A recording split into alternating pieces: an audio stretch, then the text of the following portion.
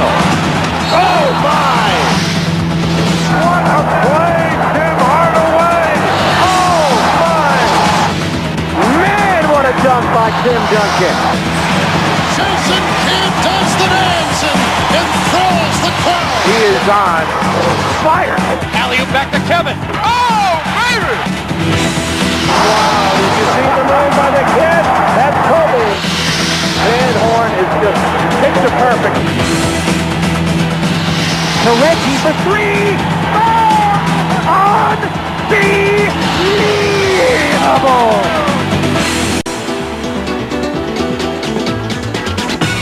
Welcome to a beautiful evening in New York City, home of Madison Square Garden, and the site of this Game 6 Eastern Conference playoff matchup between the Indiana Pacers and New York Knicks. The Knicks lead the series 3-2. Here's some key players. For Indiana, Reggie Miller leads the team with over 20 points a game. Mark Jackson's among the leaders in assists during the playoffs. Rick Smits will try to take advantage of a smaller Knicks lineup. And Chris Mullin can shoot the lights out from three-point range. For New York, Larry Johnson's taken over as the leader of the Knicks. And Latrell Sprewell leads the team in scoring, averaging over 18 points a game in the postseason. Sharpshooter Allen Houston's been red hot, knocking down over 19 points a game in this series. And Marcus Camby's played with a reckless abandon, averaging over 14 points and pulling down over 10 rebounds versus Indiana. Here's a look at the starting lineups. For the Pacers, Dale Davis and Chris Mullin start at the forwards. Rick Smits patrols the center. Mark Jackson runs the point, and Reggie Miller is the shooting guard. The Indiana Pacers are coached by Larry Bird. For the Knicks, it's Larry Johnson and Latrell Sprewell at the forwards. Chris Dudley gets the starting nod at center. Charlie Ward and Allen Houston are the guards. The head coach of the New York Knicks is Jeff Van Gundy. He has a 10-4 record in this year's NBA playoffs. Welcome to Madison Square Garden in New York City for the opening tip-off of Game 6 of the Eastern Conference Finals between the Knicks and the visiting Indiana Pacers. It's only one thing the New York Knicks have to do, play loose and free. Dick Bavetta, Hugh Hollins, and Mike Mathis, the officials for tonight's Game 6. Indiana controlling the opening tap. Here's Rick Smits. Had 25 at the Garden earlier, has done nothing in any of the other games of the series. Ball on the head fake, misses the shot, and Chris Dudley has the rebound.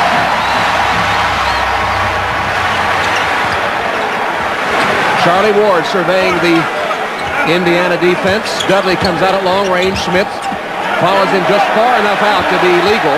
Here's Larry Johnson. Shooting over Dale Davis, no good, and Davis collars the rebound. Now this crowd is ready to explode at anything that the Knicks do, but what they have to do is play quick basketball. The longer they take with the ball, the easier it is going to be for the Indiana Pacers to handle it. Double team Smith, throw it right to Ward. Here's the New York break, 3-on-3. Ward, bad pass over the head of Larry Johnson. Are the Knicks a little tight here? Now, Jeff Van Gundy said you want them to play loose, be aggressive, play to win rather than to avoid losing. How do they look early? That was a clear mistake right there. Charlie Ward was the most tentative player. They had a 3-on-1, should have converted, and he turned it over. Rick Smits a little bit tight himself, illegal defense early. The Pacers need to go to the hoop.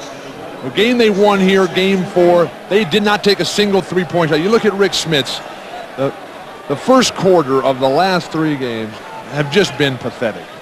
He's got 55 points in the series, 25 of those points in one game. Nice pass there, Smits. Mark Jackson has got more rebounds than Smits as Dale Davis uses his strength to pound that one home, the first basket of the game, and Mark Jackson right in the face of Charlie Ward in backcourt. If they can get Dale Davis off early, that's always their plan. They got to keep with that and keep milking him. Allen Houston bumped by Dale Davis as he comes off a Larry Johnson screen, and that'll be the first foul of the game. Jeff Van Gundy is telling his guys, run it, move the ball, move people a lot quicker. And what the Indiana Pacers are going to try to do is be disruptive. But if you're Dale Davis, you just can't step out there and give him that little pork chop like that. You've got a bump cutter, Steve. This is the championship right here of the conference. Now, sure, that was a foul leaning in a little bit longer or a little bit too much, but you've got to be able to step out there and deny their cut. Sprewell had trouble catching the ball. Gives it up to Larry Johnson. Again, he's against the bigger Dale Davis. Now, this is what they don't want. They don't want the ball to stop, and it does. Tough effort by Johnson. Foul Rick Smith. When Larry Johnson holds on to the ball, he just brings everything to a grinding halt in the whole universe. He's got this little spin move down here.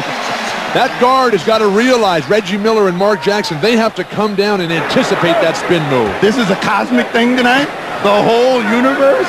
I was unaware the world revolved around Larry Johnson. But it's going to revolve around the guy who steps up tonight. Rick Smith still in foul trouble with more fouls than rebounds, fewer rebounds than your own point guard. Ouch.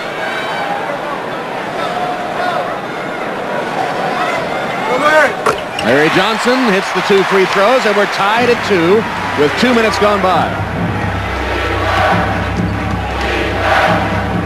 Jackson has been very effective posting Charlie Ward at times in the series. Gives it up to Miller. As always, guarded by Allen Houston's done a terrific job on him. Smits. Rick Smits, baseline jumper. It looks like Indiana is intent on going to Smits here early. Well, they are. They want to get them going, but what they're doing is spacing things further out, which makes them a lot easier to defend. The mindset for Rick Smith, though, has to be hate the opposition and think about making shots. Sprewell misses with the left hand. Dudley kept it alive. Sprewell still can't score. Smith hauls it down for Indiana. Charlie Ward is gambling off of Mark Jackson. They can make him pay. Sprewell, who has made a reputation as a gambler on defense, comes over the back of Dale Davis for his first foul. That ball was sitting out there like a big lollipop, and he had all the temptation in the world. He went for it, went right through Dale Davis in a mismatch, got caught. Beautiful set play here. And Smits converts on the jump hook after the good pass from Reggie Miller. Smits with 4, and Indiana has a 6-2 lead. Getting Rick Smith off early really helps Dale Davis get to the offensive glass and get into a rhythm of his own. The defense of Indiana is much better here at the start of the ball game than it's been in any other, and they've had the Knicks working against the clock. Larry Johnson at 4. Back around. Davis gives it up to Jackson. Larry Johnson's dribbling too much. They need penetration and dish. That was the key to their perfect finish in Game 5, the Knicks. Jackson to Smith. Missed that one. And Charlie Ward is going to be called for a rebounding foul as Patrick Ewing sees his opposite number, Rick Smits, get off the mark early. Well, there's one thing that Patrick Ewing knows is his guy Charlie Ward cannot get away with anything. Pinning Mark Jackson underneath the hoop, had him locked up. The foul goes against him. Indiana gets a new 24. Come right back to Smits. Dump it down. Punish him and control tempo. Smits has hit 2 of his first 3 shots. Miller misses a 3. Here comes Ward for New York. Indiana's back on defense, though. Fast break points have been heavily in favor of the Knicks throughout the series. Why does Charlie Ward dribble to the sideline on a delayed break? It was a very nervous first 4 minutes for the New York Knicks, and Charlie Ward turns it over. Reggie Miller with a run out. Charlie Ward turnover. Converted to a Pacer basket, and Indiana's up 6. Let's move ahead with 5:04 left in the first quarter. The Pacers lead it by 7. Just like Game 4, Miami, first round here. Van Gundy was so concerned about it. He wanted the team to be relaxed. There's that post-up move by Jackson, and Smits misses the outside shot. Van Gundy said he wanted to play loose, be aggressive, leave the game with no regrets, win or lose. Sprewell misses, tapped by Thomas once. Got the rebound the second time. Houston for 3. Rebounded by Dale Davis. They cannot buy one under 10% shooting. What have the Knicks been thinking about for the last 48 hours? Your whole concentration has to be make shots. Camby up off the bench. The crowd comes alive. Here's Sprewell off the break. Lost it out of bounds. An unforced error. They had the break going, and Sprewell fumbled the pass away as the Energizer, Marcus Camby, tries to turn New York around. They were plus 20 when he was in the game in Indianapolis Wednesday night. Down 13 when he was on the bench. Chris Childs is also in as Charlie Ward sits down. Tom, this crowd is so ready for blood. They're cheering guys who are taking their shirts, their jackets off. You mean in the crowd or coming into the game? Both. This is not the Gladiators. I want to remind you, That's not true, Steve. Miller with a miss. Sprewell to Childs. Thomas wide open and then waited too long, and Smith was able to intimidate him. So he goes outside and misses badly. well, this is the gotta be kidding strangest me. logic that you've seen. He had a 5-footer and backed up to take a 17-footer. Kurt Thomas is a good player, but he's not Larry Bird. New York is completely flat to open this game, reminiscent of game, what was it, 4 Against Miami opening round series. Mark Jackson nails a shot. His 5th point. The Knicks have hit one of their first 14 shots. That's 7% shooting. Well, the best thing is they're only down 9, but they've got them right where they want them now, and they'll start going to work. Allen Houston. Takes it to the rim. Maybe that'll get him started. Instead of settling for the jump shot, taking it to the hoop. You know, they told us 1,000 times through the course of this season and the playoffs, they're a team that needs to play in desperation. And when they're desperate, they play better. Thomas on Sprewell. Camby hits Sprewell. Thomas going to the rim for the finish. 2 straight buckets by the Knicks. And Larry Bird calls for a timeout. We're back in New York for the second quarter. Indiana has the ball down by 4. Misses 2 free throws, comes back and gets scored on in the lane. Marcus Camby. And Best comes up limping after he took it right to the bigger Camby, the shot blocker, and scored. And Larry Johnson is also down for the Knicks. Oh, shit! Mike Saunders in the white shirt, the great legendary trainer for the New York Knicks. You hate to see this happen to anybody, particularly such a vital cog in the Knicks offense.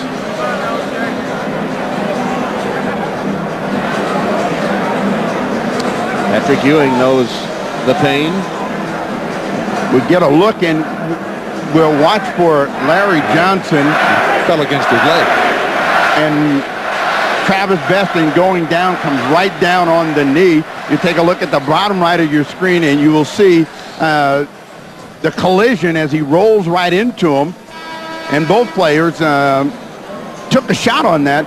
And Travis Best with the groin came up limping, and Larry Johnson is still down as we get one more look at the collision. It's amazing that there's not more injuries in professional basketball of this nature, with the strength, the power, the speed, the quickness, the way they're flying around, and bodies just falling into the knee that was planted.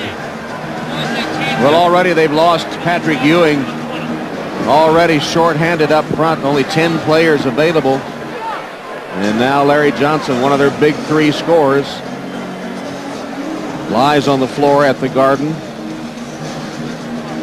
Just got an explanation of what the Knicks had called. They called a 20-second timeout, but because they cannot get that substitute off, they can't get Larry Johnson off the floor, they can't get the substitute in, so we have a break in the action. The officials are just, they're doing the right thing right now by letting the trainer take care of Larry Johnson, make sure that he's okay before they try to get play started here again. Larry Johnson has had such a sensational series, that miraculous 4-point play, and what 3-point shots he's hit all during this series. This was game 3 when he hit 3 3-pointers, all of them desperations to beat the shot clock each and every time, and then the miraculous 4-point play to get the victory. Game 5, off penetration, and the perfect finish for the Knicks. Childs down the lane once again. 2 times in the 4th quarter, Larry Johnson hits big 3-point shots. How are they going to make that up? They're playing so shorthanded as it is. Well, adversity, you know, will find a hero, and many times in situations like this where your team is on the verge of doing something special, good things happen for They're you. calling for the big guys. That means they got to carry him off here. They're calling for Dudley, Herb Williams. Kurt Thomas should get over there. He's a young guy. He's not going to get tired. LJ scores 8 points tonight, 6 coming in this quarter as the Knicks got their offense untracked. And now Larry Johnson goes down on the collision with Travis Best. Dr. Norman Scott on the left of your screen in the suit. The one who's been responsible for so many athletes getting back onto the court. And Marcus Camby has said all along that Larry Johnson was the man that helped him through the tough times when Camby was getting virtually no playing time. And Jeff Van Gundy has said all along that this is a quiet team. They really have only one vocal leader, and that's Larry Johnson. So their vocal leader, their clutch three-point shooter, now injured and being helped from the court. What does this do, first of all, to the lineup that the Knicks have put on the floor, and second of all, to their psyche? It's always an incredibly deflating moment. And the first thing you want to do when somebody gets injured, if you're one of the key guys, is you got to just get away from it. Just don't even think about it, because it can happen to anybody at any time. You got to go to the other end of the court and start thinking about your game. Spree, Camby, Allen Houston. Hey, more shots for me, more aggressiveness. It's my game. There's nothing anybody can do to stop me, and I cannot think about the problems, severe as they may seem for Larry Johnson right now. Well, Sprewell is back for New York, and Houston is the man that replaces Larry Johnson.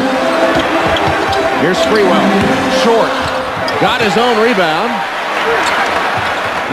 Tom, the Knicks have played the underdog role to the hilt all playoffs long. Now it's even more so. So they just got to take that attitude. We got enough. We got to play our game. We've got Spree and Houston and Camby, and that can get it done. Well, in order to get it done, they've got to be more assertive and aggressive, because the Indiana Pacers are certainly a bigger team and should be trying to pound the ball inside. They come right back with Rick Smith. And Smith ties the game at 28. 6 points for Rick. Sprewell continues to struggle for New York, only 2 of 10 shooting. Here's Childs. He misses 2 in a row. I don't think he's the one they want taking the shots. Miller, ball fake with Houston, somehow got the shot away, trying to draw the foul, and the officials say nothing doing. You see him carrying Larry Johnson off, and he's not putting any weight on that right leg at all, so that's not a very good sign for the New York Knicks. The agony in the face. That is the saddest feeling, the sense of loneliness, the sense of isolation that Ewing is already going through now in the psyche of Larry Johnson. 2 consecutive skip passes across the defense. Childs penetrates, and Camby is fouled before the basket. Marcus Camby is a player that plays extremely well without the basketball, and that's how he's going to get most of his points, and that's the problem for Larry Bird. As you take a look at a shorthanded New York Knicks bench, and Jeff Van Gundy knows that now this is the time. We don't have anything else to be concerned about. If we don't win this game, we're in trouble come Sunday. Dale Davis replaces Antonio Davis, who just picked up his 2nd foul. And for New York, you might say this is a Game 7. They would be shorthanded, having to go to Indianapolis to play on Sunday, so their best chance of advancing would be right here, right now. And they have a 2-point lead. Reggie Miller of Indiana's gone in another one of those lapses. Scoreless the last 14 minutes. He's hit only 1 of 7 tonight. Good defense on him there by Allen Houston and help from Chris Childs. As long as New York does not get stuck getting big man on, big man on little men, they have an excellent chance to use their speed and quickness as they attack the rim with Marcus Camby. Who else? Camby and 1. That was a difficult shot. That was not difficult, Tom. That was unbelievable. That was right there with Larry Johnson's 4-point play here. He just threw it up, tried not to get hurt as the body checked there by Mark Jackson. Jackson, all he can do is foul. But the transition game, ignited by the slow and poor post-entry pass by Dale Davis, and the crowd is back in. Now Sprewell has got his spring back, and Camby has certainly provided that huge lift that we've come to expect from him. 7 points the last 2.5 minutes for Marcus Camby. Smith fouled by Childs. The basket will count. We skip ahead with 1:38 left in the first half of Game 6. The Knicks remain on top. They now lead at 37-33. Jalen Rose, Indiana needs more from him.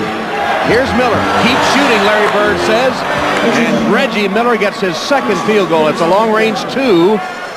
So after all the misses, he went to the bench. We saw Larry Bird say, keep shooting, and it pays off. Well, there was a game last year in Larry Bird's first year coaching Reggie where Reggie went like 0 for 16 or something like that. Horrendous night. Houston with a dish to Dudley, who absolutely bricked the shot while turning his back to the basket. But after that game, Larry Bird told Reggie Miller, hey, look, you're our shooter. Go 0 for 20. Just keep putting it up. And that's when he called that timeout for a couple of possessions ago. And Reggie's come out firing with the confidence, breathed life into him by his coach, Larry Bird. Couldn't get back-to-back buckets, though. And with 45 seconds left in the half, New York with the ball up 2. Sprewell. Rose with a reach-in foul, Jalen Rose. You know, the Indiana Pacers are leaving Chris Dudley open. And why not? Well, that's right. and you know, fortunately, as we take a look back at the foul, the Knicks are helping the defense of the Pacers by giving the ball to Dudley. You get a guy cutting through the hoop, he hops out, his chances of making his shot are remote, and yet they continue to throw the ball in there. It helps them. It doesn't help the New York Knicks.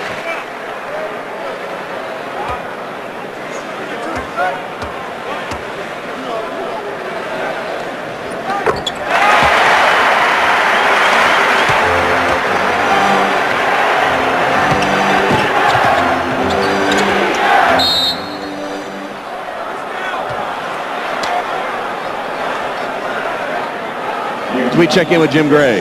All right, thank you very much, Tom. Larry Johnson has a sprained ligament in his right knee. The x-rays were negative. He's being taken to the hospital for an MRI. He is out for the season. Out for the game. They will evaluate the season after the MRI. Tom? All right, Jim. Well, this could very well be the season. Right, it could be. So it's one and the same. Jim Gray on top of it as always. Charlie Ward back in the ball game. Chris Childs out for the final 27 seconds of this first half. Jackson posting up Charlie Ward, who gets rid of it to Rose. Attacking Sprewell. Camby's there to help. And it was saved inbounds.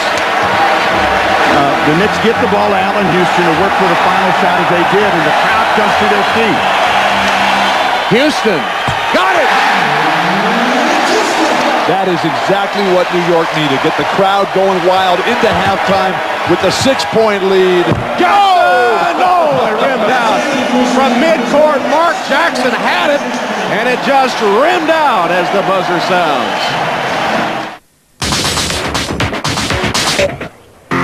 We're at halftime in New York, where the Knicks lead the Indiana Pacers 41-35. Let's check out some highlights. Indiana had their engine roaring in the first quarter. Here, Mark Jackson makes the steal and dishes to Reggie Miller for the jam. But New York's Larry Johnson was still riding high from the Knicks' Game 5 victory as he scored on this turnaround jumper. Then the Pacers' Rick Smits got cooking with his pretty move in the paint that drew a foul for a three-point play. But New York's Allen Houston was on fire as he ripped up the floor for 14 first-half points. Here's some first-half stats.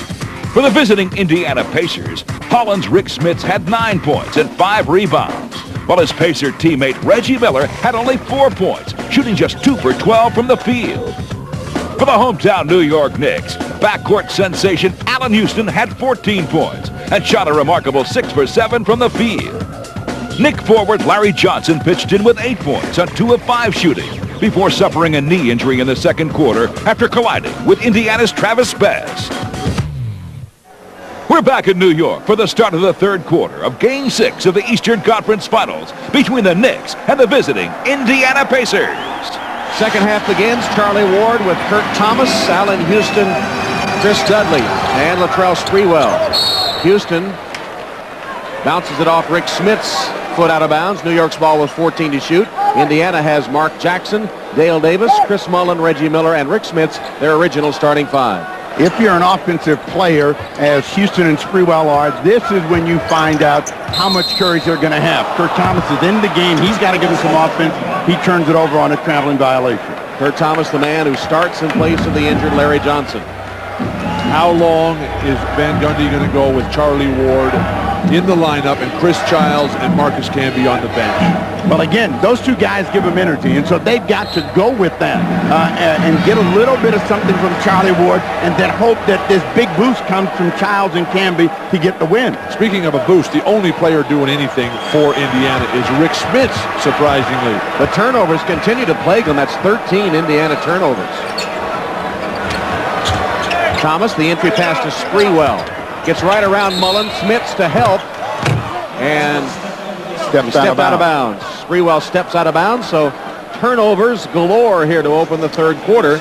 One positive sign for New York, they battled foul trouble, of course, all series. Nobody in foul trouble for them because they do have the 9 players available. 2 fouls on Childs, 5 others with 1 each. Tom, if they're going to give you that baseline move, Jackson beautifully in the lane there, but if they're going to give you that baseline move like Sprewell just utilized, you got to set up on the lane a little bit higher so that you don't step out of bounds when you drop step them.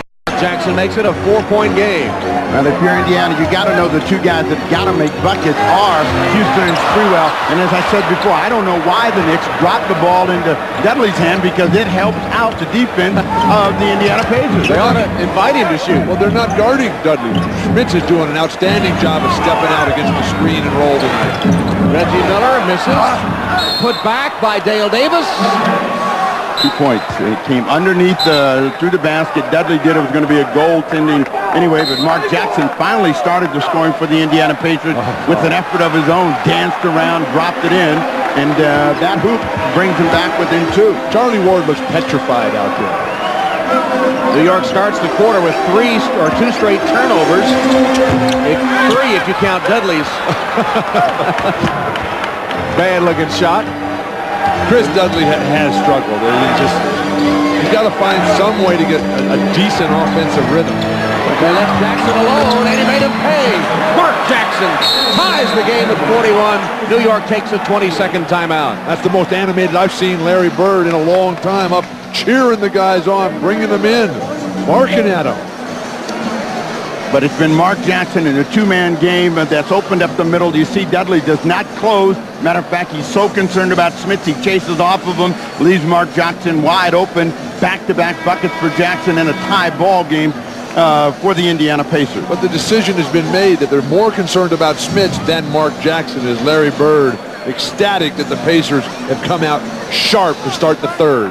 And Mark Jackson, the subject of that Showtime halftime piece, leading Indiana to a 6-0 run to open the third, and the game tied at 41. It has been a series of runs in the previous 5 games, and it's now up to Knicks to get a little offensive energy going. And again, the 2 guys that are going to give it to them are Sprewell and Houston, and they've got to look to be aggressive at the offensive end. Here's Houston with a screen from Thomas and a traveling call on Allen Houston. Turnovers plaguing the New York Knicks. 2 times, Tom, right in front of the Pacer bench. The Knicks called for traveling. Kurt Thomas, then Allen Houston. 2 guys with pretty good footwork. Mark Jackson got the roll, but Smits was on the rim, and they say, yes, count the basket. Hugh Hollins is saying score, but it was Smits who grabbed the rim. This is the wrong call yes, here by Hollins. Smits pulls up there, and it's Smits that pulls the rim down. That's an absolute mistake by the referees, Hugh Hollins. That should have been an offensive basket interference, but no, the basket is credited, and Indiana has the lead, 43-41. The concern for Jeff Van Gundy is that his team is losing that confidence in that edge. He's trying to encourage him to play on. Charlie Ward misses the 3. Dudley and Smith scrapping for the rebound on the floor. Picked up by Mark Jackson. This is just like the start of the game, where the Pacers came out perfect. Bird went to the bench, and it was a disaster. Reggie Miller for 3. Got it! Reggie Miller hits the 3-pointer, and Indiana once again begins by blitzing New York. First shot attempt here in the third quarter of play. He's the game's high scorer with 16. Steve, the crowd is so hungry. They desperately want to get up on top here.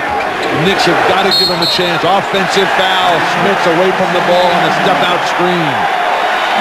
The one thing about Smith is there's no thought about what's happening away from the ball. He just keeps moving. There's no way he cannot get called. There's no subtlety in his game. Stand still as a screener. Larry is not happy with any of the screens set by the Pacers. Stand still and let the offensive receiver use that screen. There's an offensive foul on a screen by Thomas, who steps on Reggie Miller and is going to be teed up, I believe.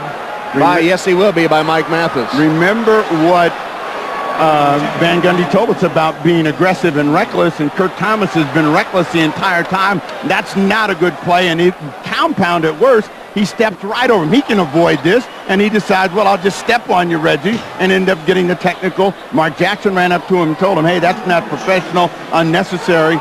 It was stupid. Thank you, Tom. Mental toughness, mental discipline. Kurt Thomas, you've got the chance of a lifetime. His life, if the Knicks win this game here, their life will never be the same again. And here they are. They've had the lead. They've come out flat, and now they're cracking again. The fragility of this team's psyche. Oh, such a mystery. Well, remember, they got to get behind before they start playing good. Okay. You know, the last time they were 13-4 before they got a run going, turnover right here. I'm about ready to buy into that, Steve. You keep selling it. Pressure defense pays off. Sprewell, Thomas, and they get the secondary break for the bucket, and they cut the lead to 3.